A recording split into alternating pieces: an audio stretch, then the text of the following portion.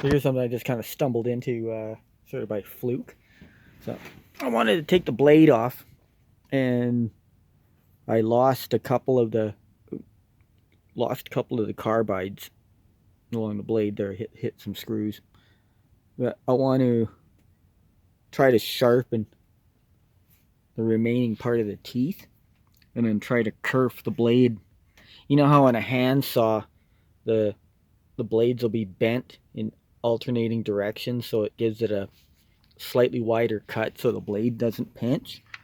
So, but anyways, no, I was just fooling around with this, took the blade off, and then I was looking at the shape of these pieces, and they resemble a V-belt drive, right?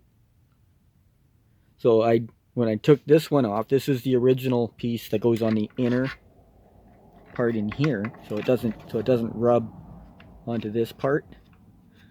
And when I flipped it around, it bottoms out, I think. I didn't take the chance of putting that in there and then tightening it on there. So I took this one and reversed it. Well, it goes on this direction to begin with, but I reversed the installation. So I put this to the inner and discovered that it bottoms out right here on the motor shaft. So it stays off the plastic part, stays off the blade guard and the clip. So pop that on there. Oops.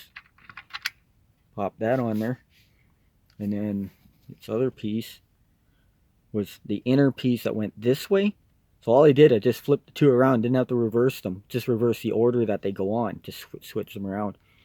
And so instead of the flat sides mating against the blade,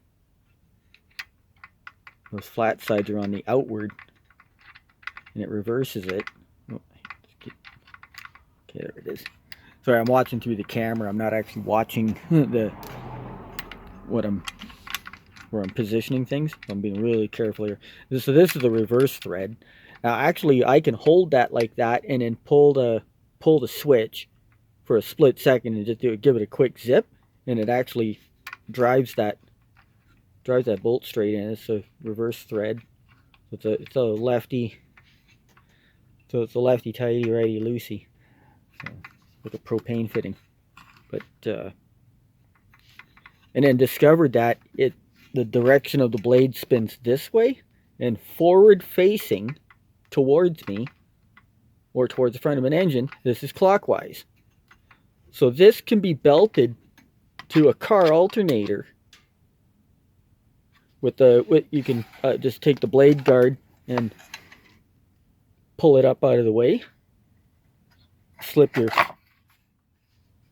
shoelace, V-belt, whatever, just around this, and put it to the alternator, pull the trigger, and I know this thing spins, I think close to just shy of 4,000, or like 35 or 3,600 RPM or something like that.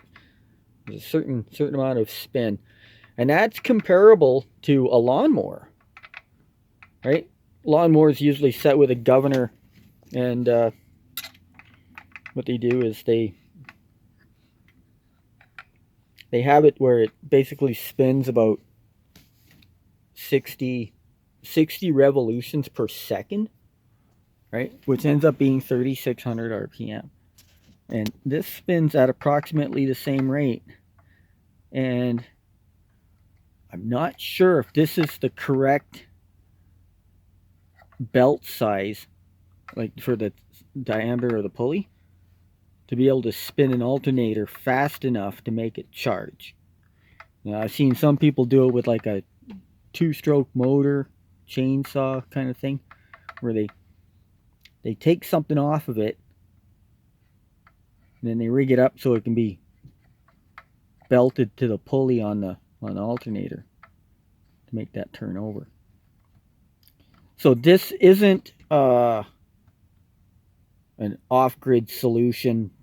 Like this is not a solution to off-grid power.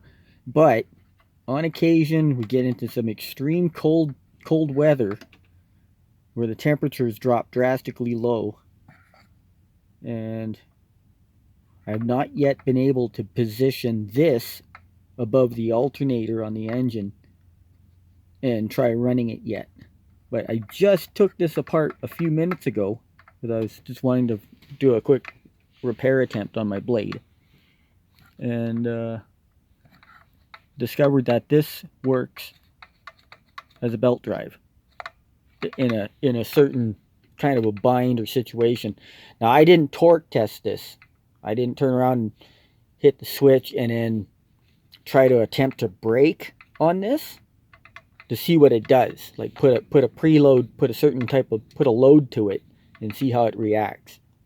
What I do know is the direction that this spins with the reverse thread on this bolt keeps everything tight. I was looking at that and jokingly I was thinking to myself, hey, there's my first CVT, right? Imagine creating a little CVT on that, right, off your M18, and there you got a variable speed. That's the only thing too, is this doesn't have a variable speed. I was thinking about that for a different type of purpose, but this doesn't have variable speed. I got a couple of other tools that are, but yeah, until I start collecting parts, start going around and gathering more stuff.